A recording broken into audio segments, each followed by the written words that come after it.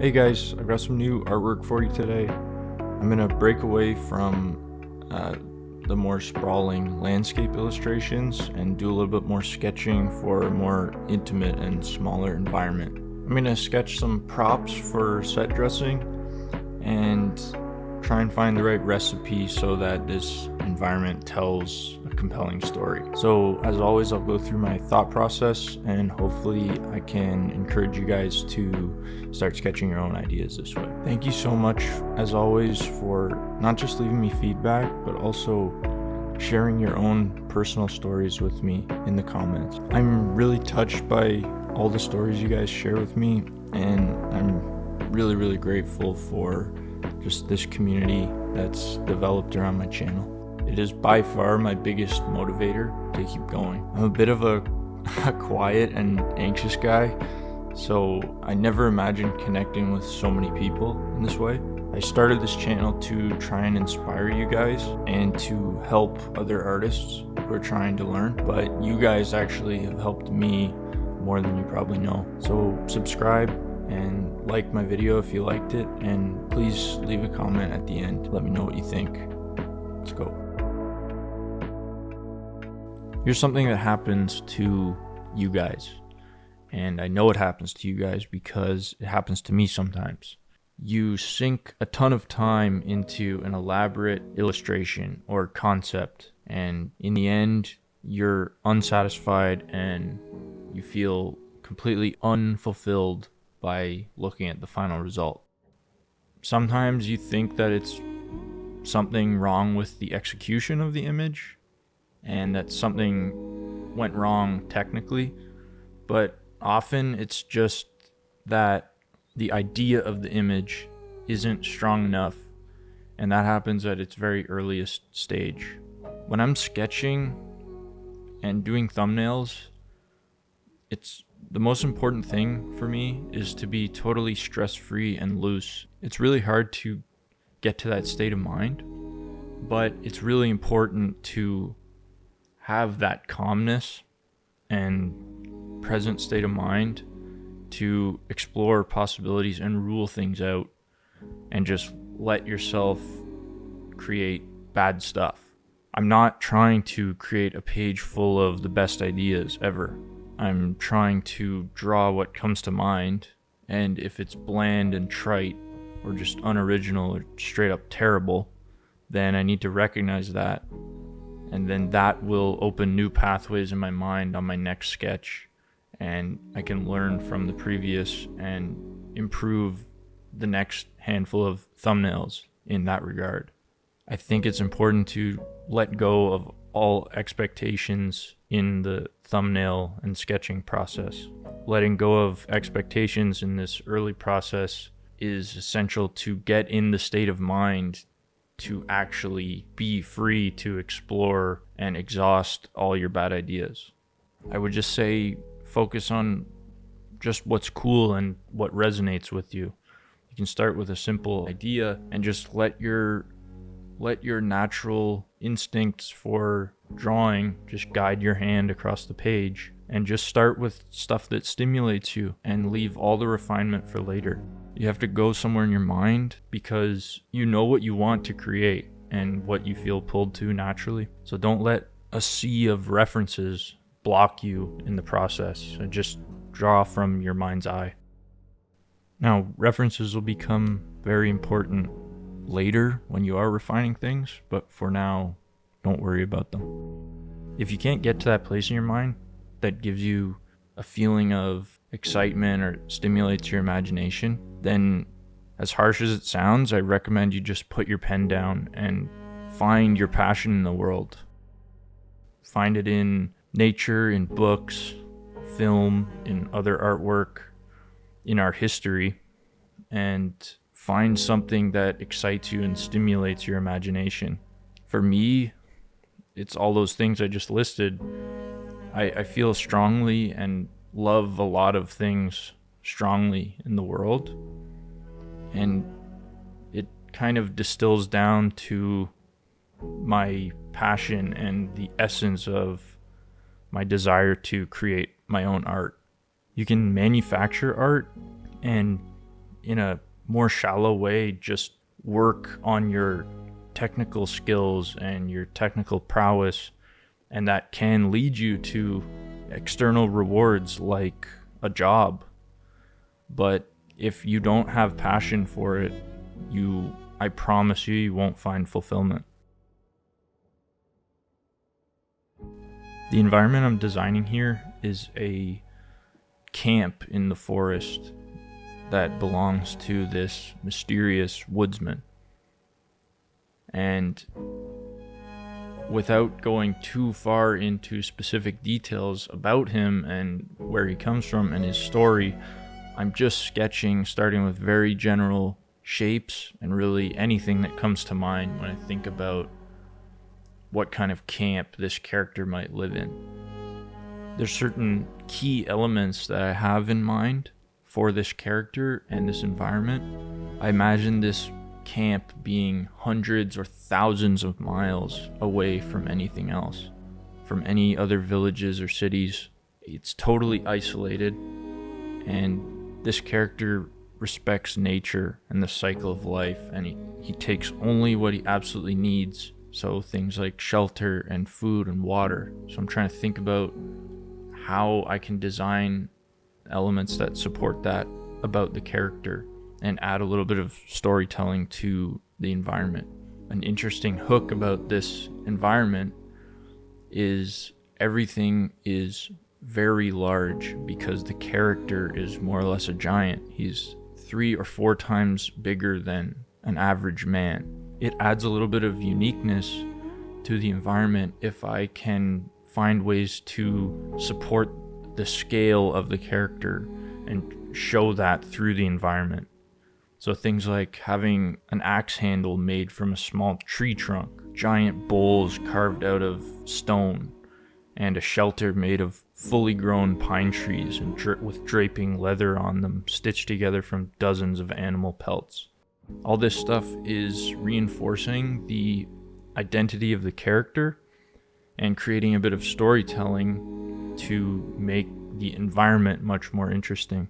Then using these interesting ideas, I can start to create props and set dressing elements to populate the camp and reinforce the story. And that's exactly what I'm doing here. I'm creating a handful of props, which I am just going to keep in mind when I go to the last stage of creating the camp's overall design in a more almost isometric view, a top-down 3D view where we can see how all of the elements fit together. And I designed these wooden effigies or statues, which were inspired by some really cool artwork I found on Pinterest.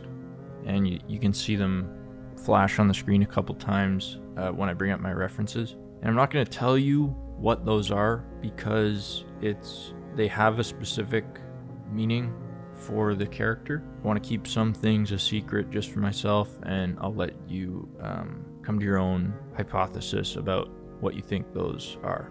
Now, these props that I'm designing, they were done at the same time as the finished drawing at the end of the video.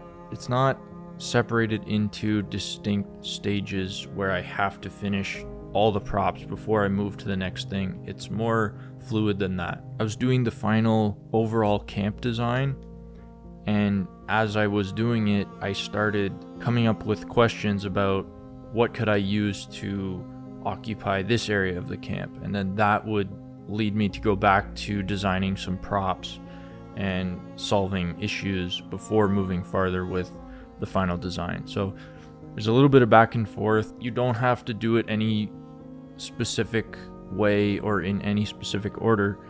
There's no rules about this stuff. You can go through the process in whatever order you want and whatever order makes sense to you, as long as you end up with an interesting design that is appealing and tells the story that you want it to tell. I might have talked about this before, but when I was in school, we had an assignment in designing props where we were asked to do 100 thumbnails. And I was designing a bow and arrow, and I did about 10 thumbnails, and I after about 10, I really struggled to come up with new ideas that actually felt unique and weren't just regurgitated based on the first 10. And that exercise really taught me how to think outside the box when designing. And it also taught me the value of completely exhausting every imaginable idea. And 100 thumbnails sounds like a lot, but if you only spend 30 seconds to a minute on each, it's really not that much. And it sounds insane, but in the first 10, I had created a couple that I thought were going to be my final designs. But I think, honestly, I ended up going with a mix of like number 61 and number 87 or something. It's insane to say, but you really, once you unlock those new pathways in your mind and you're totally in design mode and you realize how lame your first few ideas actually were, it really showed me the value of this quick iteration process and exhausting all my bad ideas early and quickly before committing to a big elaborate illustration or a final design. I'm not by any means suggesting doing 100 thumbnails every time you want to design something, but it was really a game-changing exercise for me because it taught me how to access those new ideas and what it takes to access those new ideas. So now, after practicing that enough, now I can get to those later ideas and that outside the box thinking much quicker, and it only takes me a fraction of the amount of thumbnails to do it. I do a lot of mood stuff and mood sketching and compositional and illustrative stuff for work, but I also do design work. It's just part of being a concept artist is designing. And unfortunately, I feel like my skills as a designer are not as strong as my compositional and illustration skills in terms of creating mood pieces. So it's really important for me to continue to sharpen my skills in that regard and not just get complacent at work. I want to improve as a designer. It's one of the things I find really challenging, and I work with a lot of really strong designers, and I'm always trying to learn from them and get feedback from them as much as I can and study their designs and what makes them unique and strong. Just remember that if you want to be a concept artist, it's not just about creating nice illustrations. There is a huge hidden aspect that a lot of people don't see, and that is the foundational design skills that it takes to generate strong ideas, which then lead to finished illustrations. So now I'm using all the explorations I just did and all the props I designed to put things into this kind of context production drawing to explore how things fit together and see if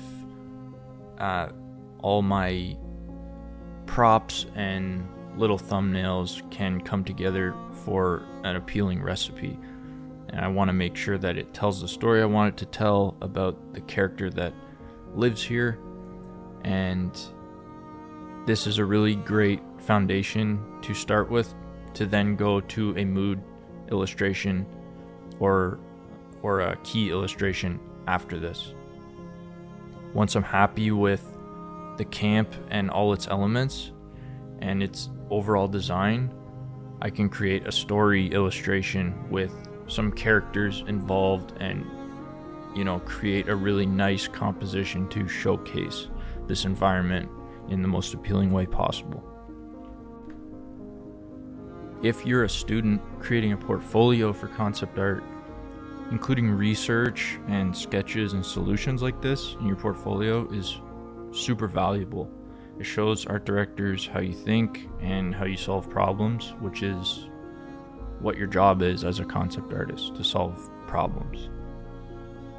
This kind of concept art is highly useful in production, as it creates a lot of clear ideas and solutions which level designers and 3D artists can use to move forward. Mood pieces are cool to inspire and create like overall intentions, but at some point there needs to be more specific design work like this just to resolve and clarify things.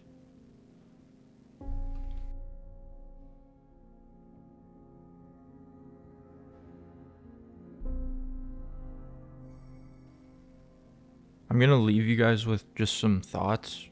And this goes for artists in general, not just concept artists and illustrators. The final image, to me, is the least important part of creating art, from my perspective at least. And I'm definitely not the first to say this, and it's for the most part understood, but I think it's seldom actually achieved. That being that you must create art for yourself and be present and find reasons why beyond the shallow ones like monetary gain, praise, recognition, commercial success. And as hard as it is to admit, I used to and sometimes still forget this.